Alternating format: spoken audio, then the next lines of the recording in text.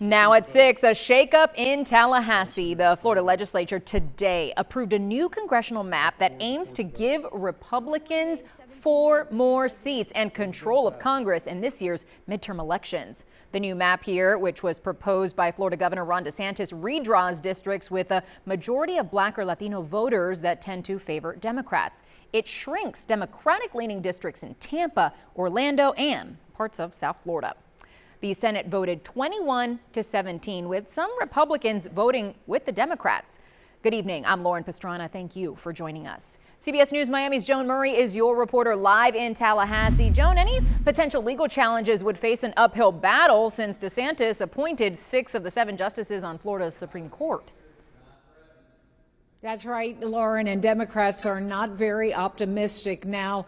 It's all a done deal. It is in the hands of the governor, but not without some fireworks, especially here in the House, where earlier a Jacksonville Democrat actually picked up a megaphone and began to shout that what they were doing was illegal. But that did not matter. It passed in the end. And by the way, a former member of this House of Representatives, Debbie Wasserman Schultz, who is now a U.S. Congresswoman, is severely impacted by what happened, and she is sounding off tonight. Well, they took my district, the 25th district, the current 25th congressional district, and they chopped it up into 4 or 5 other districts. U.S. House Democrat Debbie Wasserman Schultz reacting to her new boundaries after the Florida legislature pushed a new congressional map through. Her 25th moves from West Broward east. They had partisan intent, and they had intended to target incumbents. They did that with numerous other districts as well. But the governor, who released a map Monday, said the changes are due to a larger and shifting Florida population. We ought to be treating people in the state of Florida based on their merit, on the quality of their character, on what they do, not on the color of their skin. Critics say the intent is for Republicans to pick up 4 U.S. congressional seats in the fall and secure a majority in Washington.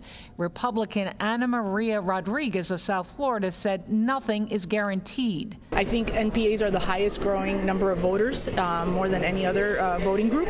So I think NPAs are the ones that are really deciding our elections, not Republicans or Democrats. Democrats promise a court challenge, but it may be an uphill battle. And for me, representing Broward County, where I'm seeing 2 congressional districts in Broward being taken away because Broward is strongly Democratic, we have strong leadership. It's like 2 of my 2 good fingers on my hand has just been cut off for no reason.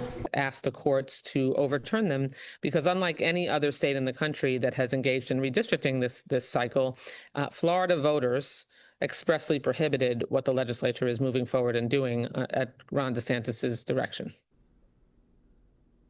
So those legal documents being drafted as we speak, but again, they don't think that it can be done in time by the midterms in November. So what they are telling all the voters in South Florida to do is make sure that they turn out to vote. In Tallahassee, Joan Murray, CBS News, Miami.